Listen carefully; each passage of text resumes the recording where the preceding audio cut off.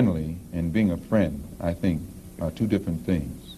I think there are many whites who act friendly toward Negroes. A fox acts friendly toward the lamb. And usually the fox is the one who ends up with the lamb chop on his plate. The wolf doesn't act friendly, and therefore the wolf has more difficulty in getting the lamb chop in his plate. I'd like to point out, though, that... And I say that because it is usually if you study the structure of the Negro community, economically, politically, civically, psychologically, and otherwise, it's controlled by the white liberal, who usually poses as the friend of the Negro, who actually differs from the white conservative in the same way that the fox differs from the wolf. Their appetite is the same. Their motives are the same. It's only their mannerisms and methods that differ. I would agree that no doubt there have been a large number of whites who have posed as liberals and as friends of the Negro and who have time and again betrayed the Negro.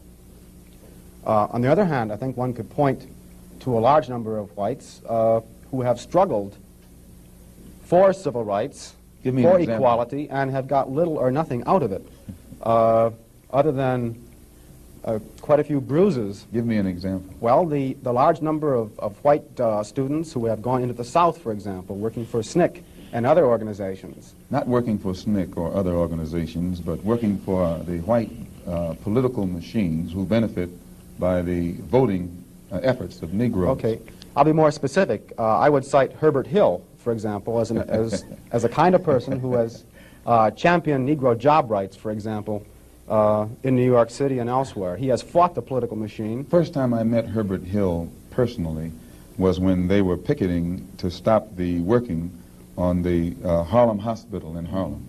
Negroes for 10 years had to fight the city to get an annex built on the Harlem Hospital. Because in Harlem we need a hospital more so than anything else. Our people are sick. Plus we do a lot of cutting and shooting of each other, though we profess to be nonviolent. And Herbert Hill brought his forces out and stopped the working on that site. This is the first time I ever saw him. Then when work was brought to a halt on a hospital in Harlem, the same Negroes tried to stop the work at the Downstate Medical Center in Brooklyn, which is predominantly white. They were out there for 3 months during the summer. Couldn't stop anything. And I never saw Herbert Hill out there one time. Now, whenever it takes a stoppage of something that's going to affect the white man, you find the white liberal absent. But when it involves something that primarily will affect the best interests of black people, and black people only, then that white liberal is present. Herbert Hill is the labor secretary for the NAACP. And if he was interested in black people, he would prepare a black man with the type of knowledge and understanding of the labor troubles involving black people that would enable a black man to sit in the same position as Secretary of Labor or Labor Secretary in the NAACP. I'm suspicious of whites who join Negroes and always have to be in the lead, who always have to be the head, who always have to be at the top in Negro organizations. Those whites who really have the interest of blacks at heart, let them give some advice to some Negroes and stand on the sideline. But don't join the organization and then get at the head of it and pose as a friend of Negroes. Well, I would defend his sincerity and his commitment.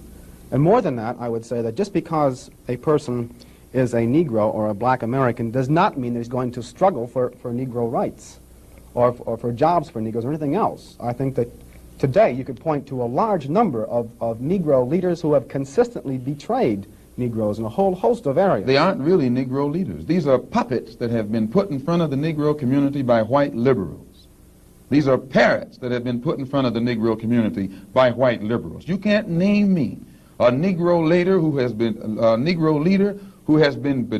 betrayed Negroes, who has not been endorsed, sanctioned, subsidized, and supported by the white liberals.